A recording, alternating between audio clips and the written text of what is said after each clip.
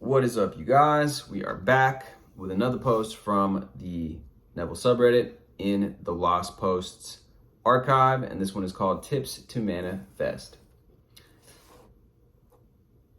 I found out about Neville 3 years ago, and along the way, my understanding of his teachings and the law has changed a lot. I hope this post will help you. 1. Manifesting is something you've been doing your whole life. You already are a master manifester. The best way to understand how your mind creates your world is to observe how you are doing it on a daily basis and then apply it to get what you want. Realize that you're doing it effortlessly and naturally. You're not forcing yourself to feel a certain way. You are not wondering if you're doing it right. You are not over-analyzing everything. You're always living in the end of a specific state. Take some time to simply observe your thoughts and see how easily they are being projected in your 3D world. That will strengthen your belief in the law. 2. You already know everything you need to. If you've read Neville's books, or even just 1 or 2, then you probably already know how to use the law. Everything you read on Reddit, YouTube, Facebook, etc. are just reminders of what you already know. Lucifer. This man has no chill sometimes. Once you're familiar with Neville, then you can and you should start practicing immediately. I know that you want to keep reading because you still have doubts and you're not really confident in your ability, but the best way to be confident and build that self-belief in yourself is by testing the law. Experience is the best teacher in that case. 3.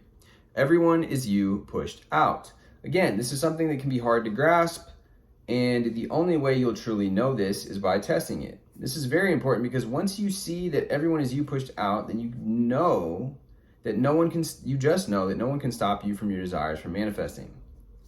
You are the only one who can. 4. Techniques are just tools. They don't manifest. They help you get the feeling of the wish fulfilled. It is this feeling that manifests. Lucifer.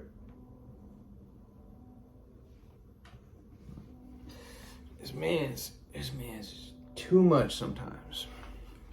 Just chill, bro.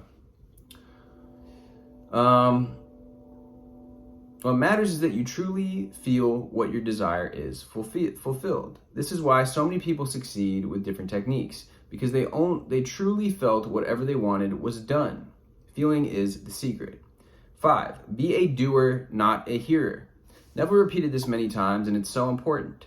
It's so easy to overthink and overanalyze everything, but this can hinder your progress. When you live in the end, you don't overanalyze what you're doing. You're just a new person with new thoughts, and overanalyzing would look like this.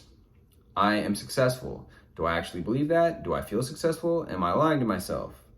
I don't think I'm doing it right. There must be something else I'm missing. I'll never believe this. How can I say I'm successful when I see that I'm not? This is what a mental diet looks like, and I know a lot of people have these thoughts and think they're changing their thoughts and living in the end, but this is what you would be thinking if you were truly living in the end of being a successful person. I am successful. I know I am. I'm grateful for it, and I'm grateful for it. That's it. You have to get rid of that mental argument that you were having with yourself. So be a doer by really becoming the one who already has your desire. There is no room for mental arguments when what you want is already a fact. 6. Gratitude. Gratitude is such a powerful feeling. Neville mentions it so many times and even said it was his favorite way of praying.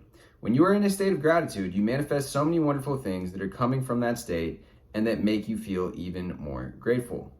You simply can't go wrong with gratitude. Manifesting should be something you enjoy, and when you truly feel grateful, the whole process of manifesting becomes wonderful.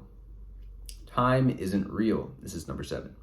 Nothing is ever lost. Everything can be fixed and changed because everything exists now and everything is always available to you right now. That's why circumstances don't matter. If you can imagine something, then it is available to you right now and it will always be available whenever you want. That's what creation is finished means. So don't worry, you are not running out of time. You are not too late. You simply can't be. It's all yours right now. 8. Everything is possible. I'll finish this with a great quote from Neville. Now remember, nothing appears in perception that cannot be duplicated in fancy. If you can perceive your desire, it exists. You cannot perceive an object that does not exist on some level or levels of imagination. Identify your human imagination with God, and because God calls a thing that is not now seen as though it were seen, you can call a state of being into being by assuming you are in it.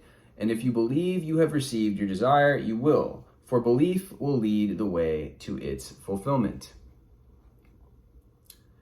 If you look to reason rather than imagination, if you are seeing the devil instead of God, the devil is the doubter in you. He questions your belief, saying, "If you are the Son of God, then turn this stone into bread. Cast yourself down, and his angels will lift you up." All of these challenges are made by self-doubt.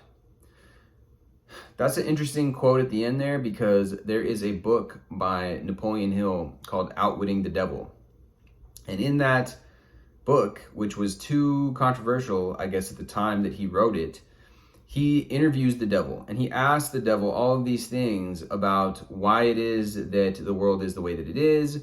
The devil has his hands apparently in everything, every realm of life, in the schools and the churches and in public, workplaces.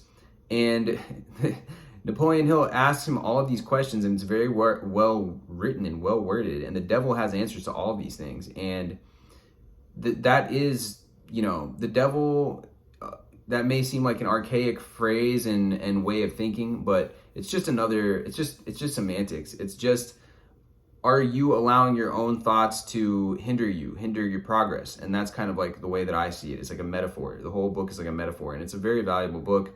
I would love to dissect it at some point or do a little analysis on here on the channel. Let me know if you guys would be into that, because it's very on point and it's very relevant to what we talk about on this channel. At one point, the devil talks about how he turns people into drifters, which are people that just go along with life. They don't have any, cause or control of their own to intention. They're lacking intention. They're not actively trying to create their own reality. They are just at the effect of everything around them. And the devil talks about all these different habits that he gets people to adopt that get them more into this role of drifting. Anyways, guys, fascinating way of describing the phenomena that we see in life all the time. But anyways, let me know if you guys found this post helpful. Drop me a comment, drop me a like, hit the subscribe if you haven't already, and I will see you guys soon.